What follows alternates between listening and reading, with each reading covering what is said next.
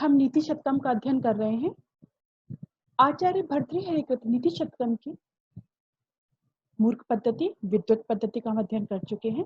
मानसौर्य पद्धति का अध्ययन कर रहे थे, जिसके अंतर्गत अभी तक हम लोगों ने कुल मिलाकर के 35 श्लोकों का अध्ययन कर लिया है। आज हम आगे आरंभ करते हैं। मानसौर्य पद्धति के कतिपय श्लोक हम पिछले क्लास में पढ़ चुके हैं। आगे देखते हैं। सिंहा शिशुरपि निपतति मद मलिन कपोल भित्तिषु गजेषु प्रकृति रियम सत्वताम न खलु वयः तेजसो हेतु। यहाँ ये बताना चाह रहे हैं कि जो तेजस्वी मनुष्य होता है उसकी आयु नहीं देखी जाती। जैसे कहा गया है ना, जो सपूत होता है उसके पैर पालने में ही दिखाई दे जाते हैं। तो तेजस्वी जो मनुष्य होता है उसकी आयु नहीं देखी जाती।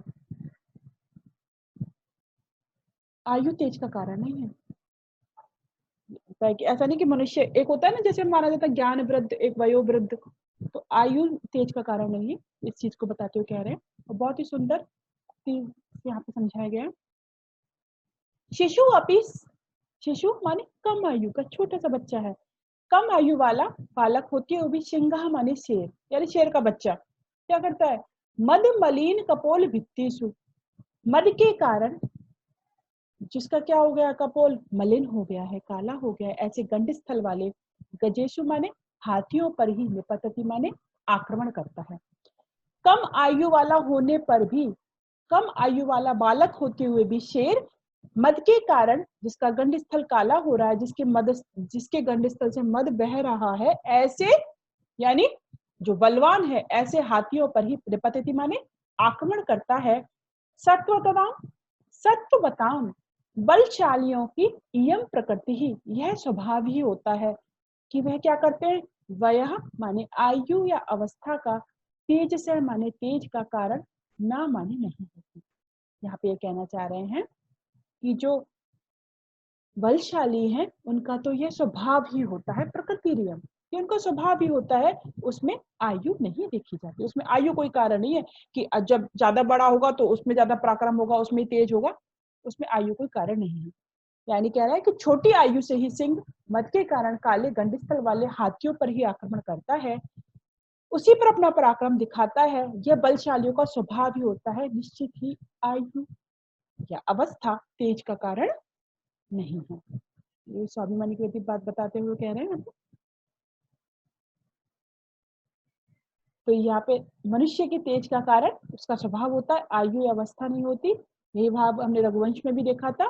तेज साम ही न वयः समीक्षते, ये हम लोगों ने जब पढ़ा था ना रघुवंश प्रथम वर्ष में, तब कि आयु तेज का कारण नहीं होती। तो ये कह रहे हैं कि जो जिसका जैसा स्वभाव होता है वो बाल्यावस्था से ही होता है। शेर का बच्चा बचपन से बलिष्ठ और मदमस्त हाथियों के पर ही आक्रमण करता है। बच्चा होते भी ऐसे नहीं, दुर्बल छोटा है तो कुछ भी खा लेगा, उन्हीं पर अपना पराक्रम दिखाता है। इस प्रकार से सिंह दिखाता है। आर्य छंदे अर्थंतर अन्यास अलंकार है, वही ऊपर जो इन्होंने जो विशिष्ट बात कह रहे थे उसका सामान्य से समर्थन किया गया है। अर्थंतर अन्यास अलंकार है। आगे देखते हैं। अब यहाँ से अर्थ पद्धति आरंभ हो जाती है, यानी धन के बारे में। इसमें धन का महत्व बताया गया है। देखते, जातिर यातु रसातलम गुण गणस तत्राप्यधो गच्छतु शीलम शैल तटात् पतत अभिजनः संधय्यताम वन्येना शौर्ये वैरिणे वज्रमाशु निपतत्वार्थोस्तु न केवलम यैनेकम विना गुणास्त्रण लव प्रायः समस्ता इमे। धन सबसे अधिक महत्वपूर्ण है, इस विषय का प्रतिपादन करते हुए आचार्य भर्तृहरि कह रहे हैं, जातिर यातु रसातलम, जाति ही माने जाति, रसातलम माने पाताल को, यातु माने चली जाए, जाति पाताल को चली जाए, गुण गण गुणों का समूह, तत्रापि माने उससे भी अधिक, अधा माने नीचे चला जाए, गच्छति माने चला जाए, गुणों का समूह उससे भी अधिक नीचे चला जाए। शीलम शैल तटात, शीलम माने सदाचार, शैल तटात माने शैल माने पर्वत की, तटात माने चोटी से, पततु माने गिर जाए, यानी आचरण भी सदाचार भी चला जाए। आगे क्या कह रहे हैं, अभिजना संधन्य अभिजना माने कुल, बंदिना माने आग से, दह्यताम जल जाए, जो कुल होता है वो आग से जल जाए। शौर्य वैरिणी वज्रमाशु, वैरिणी माने शत्रु रूपी शौर्य पर क्या हो, वज्र का प्रहार हो जाए। निपततो अर्थोस्तु न केवलम, यानी शत्रु रूपी जो शौर्य है उस पर वज्र का प्रहार किया जाए, प्रहार हो जाए। अर्थोस्तु न माने हमारे लिए तो केवल क्या है, धन ही सर्वश्रेष्ठ है। हम तो केवल क्या चाहते हैं, धन ही चाहते हैं, धन ही सर्वश्रेष्ठ है हमारे लिए। ये नेकम बिना गुणास्त्रण लब प्राया समस्ता इनम इन्हें, जिस एक के बिना ये जो सारे गुण हैं वो कैसे हो जाते हैं, तृणलभ तिनके के समान हो जाते हैं ये सारे गुण। तो हमारे लिए तो क्या एक ही क्या काफी है, धन। तो यहाँ पे धन की महत्ता बताई गई है। तो यहाँ पे ये कह रहे हैं आचार्य भर्तृहरि कि चाहे जाति रसातल को चली जाए, गुणों का समूह रसातल से भी नीचे चला जाए, सदाचार पर्वत के तट से नीचे गिर जाए, वंश आग में जल जाए, शत्रु रूपी पराक्रम पर वज्रपात हो जाए, किंतु केवल हमारा धन रह जाए, एकमात्र धन जिसके बिना ये सारे गुण तिनके के समान है। तो धन की महिमा बताई गई है यहाँ पे कह रहे। निसंदेह ये क्योंकि जो अर्थ प्रधान युग है इसलिए कवि ने ऐसी बात कही है, धन से ही सारे कार्य सिद्ध होते हैं, व्यक्ति का सब जगह मान सम्मान धन से होता है, धन के बिना कुल जाति वंश सदाचार सभी गुण क्या होता है, कम महत्व रखते हैं। लेकिन ये नहीं कि ऐसा कह रहे हैं कि सब नष्ट हो जाए, यहाँ पे धन की महत्ता बताने के कि धन सर्वश्रेष्ठ है आज के, इसको बताने के लिए भर्तृहरि इस तरह से कह रहे हैं। लेकिन ये नहीं कि धन को कमाने के लिए आप सारा सदाचार नष्ट कर दो और उसके सारे गुणों को छोड़ दो, कुल संबंधी, ये नहीं, ये यहाँ पे इसका अर्थ नहीं है। लेकिन चूंकि इसमें वो धन की महत्ता अधिक बताना चाह रहे हैं कि आजकल क्या हो रहा है, इनके आगे व्यक्ति के गुणों को कोई नहीं पूछता, उसकी जाति को कोई नहीं पूछता, उसके कुल को कोई नहीं पूछता, जिसके पास धन है उसी को सबसे ज्यादा व्यक्ति पूछते हैं। तो इसलिए धन को सर्वश्रेष्ठ प्रतिपादित करने के लिए उन्होंने ऐसा कहा है। और कहा भी क्या है ना, हम लोग जब पढ़ते हैं धन के महत्व के बाद, सर्वे गुणा कांचनम आश्रयन्ते, सारे गुण किसके आश्रित है, कांचन यानी धन के, स्वर्ण के सभी आश्रित है। तो ये बात यहाँ पे स्पष्ट करते हुए कही गई है। कौन सा यहाँ पे चातुर्विक छंद है, काव्यलिंग अलंकार है। आगे देखते हैं।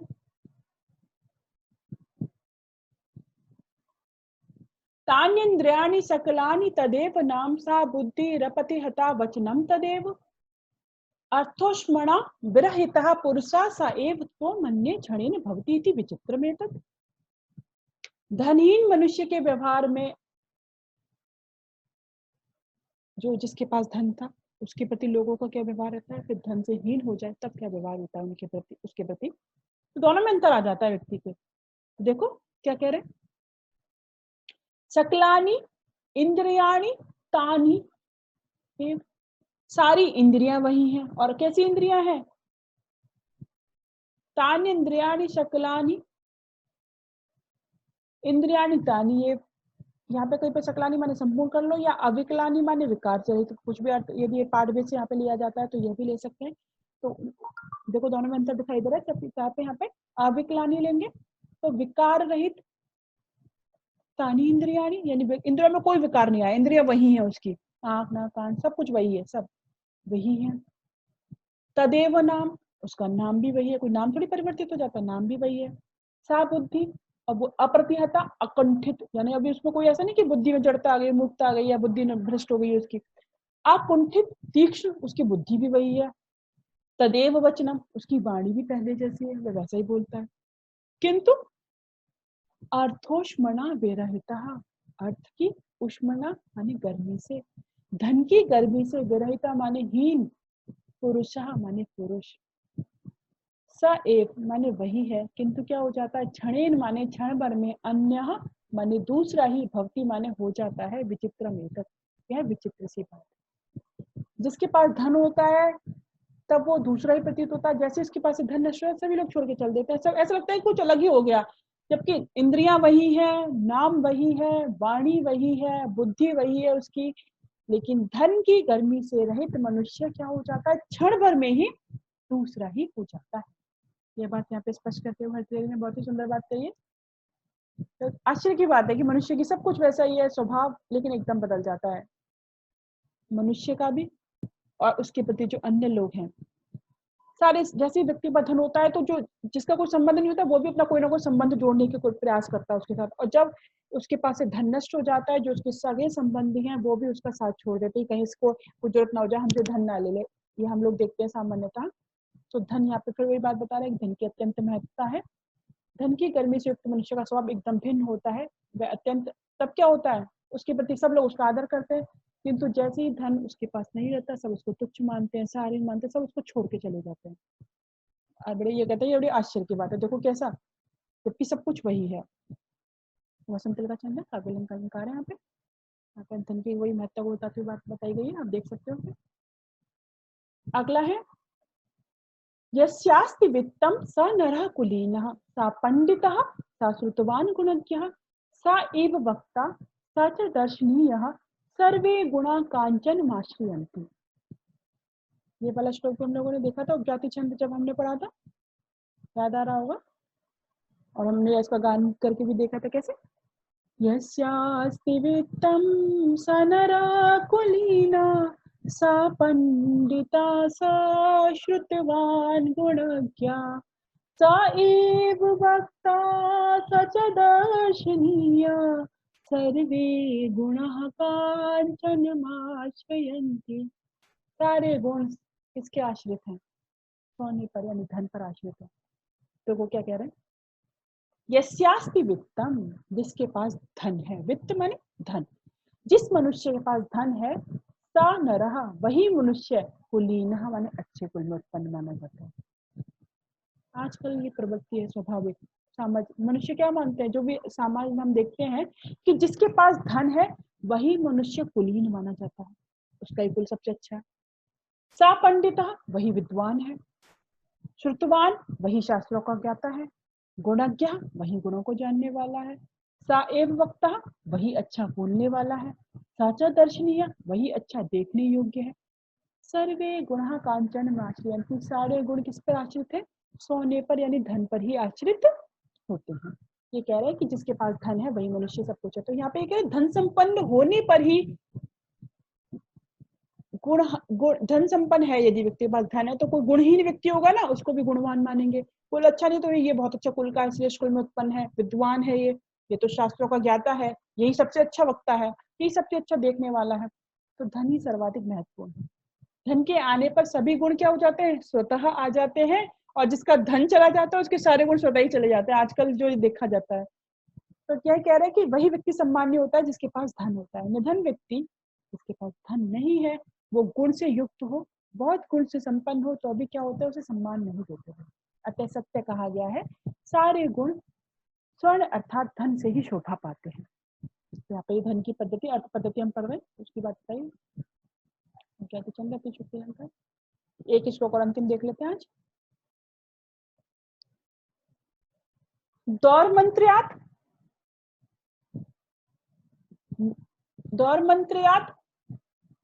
नृपतिः विनश्यति यति संगा सुतो लालनात् विप्रो अनध्यनात् कुलम कुतनयात् शीलम खलोपासनात् ने मध्यान वेक्षणादपि कृषि स्नेह प्रवासाश्रयः मैत्री चा प्रणयात् समृद्धिरनयात् त्यागात् प्रमादात् धनम। क्या कह रहे यहाँ पे बेटा, ध्यान से देखना है सभी को कि क्या किस किस चीज के कारण से यदि ये सब ना हो तो क्या चीजें नष्ट हो जाती है व्यक्ति के पास में, यदि वो जरा सा भी ध्यान ना दे तो यहाँ पे प्रस्तुत श्लोक में कवि राजा की, पुत्र, ब्राह्मण, सदाचार, स्नेह, धन आदि के विनाश का कारण बता रहा है। ये सब कैसे नष्ट हो जाते हैं देखो। दौर्मंत्र्यात् माने बुरी मंत्रणा से, नपति माने राजा, विनश्यति माने नष्ट हो जाता है।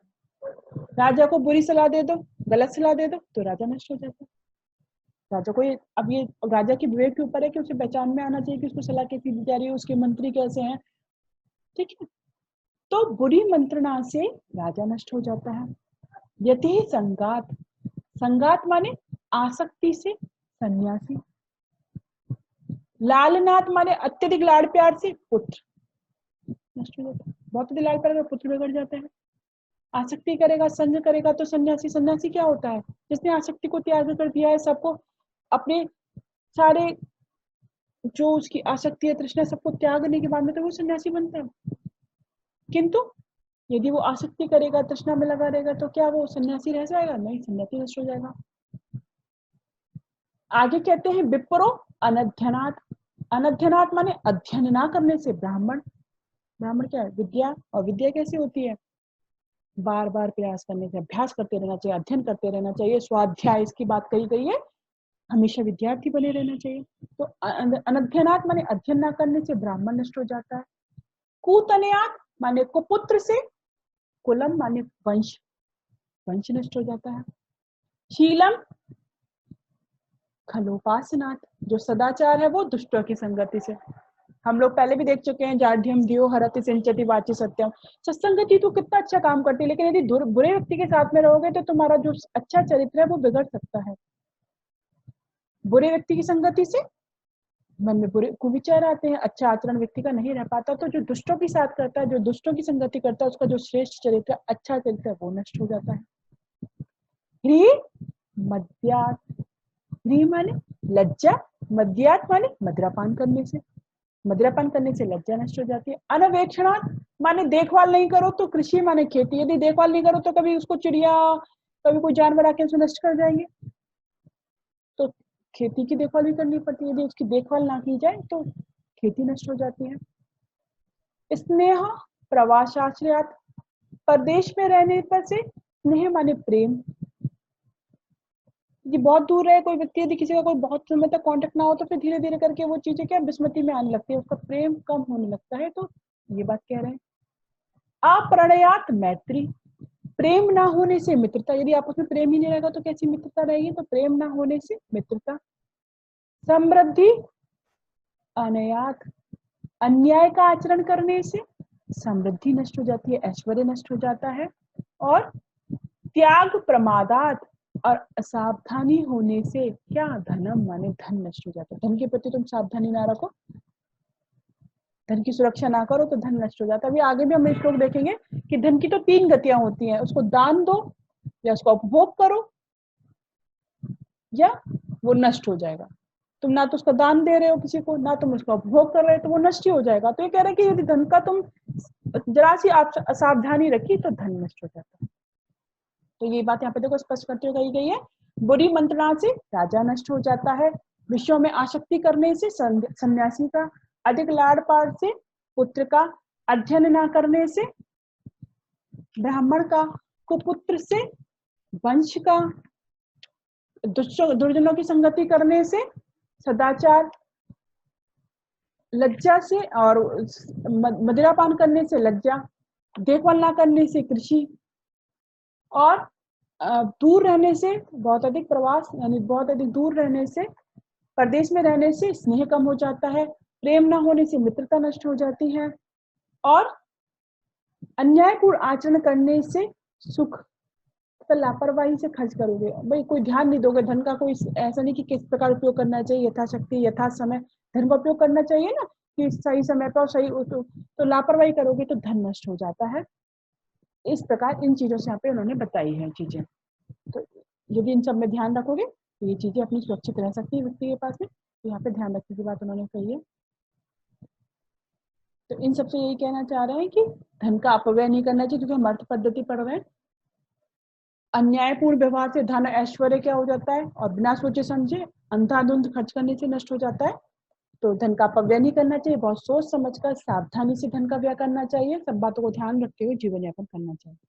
शार्दूल विकीर्ण पंचांग, दीपक अलंकार, ये हम सब देख चुके हैं। आज हम यहीं तक अध्ययन करते हैं। अभी हम लोगों ने कितना, हमारा 40वां श्लोक था, 40 तक हमने श्लोकों का अध्ययन कर लिया है। अब आगे के श्लोकों का हम नेक्स्ट क्लास में अध्ययन करेंगे।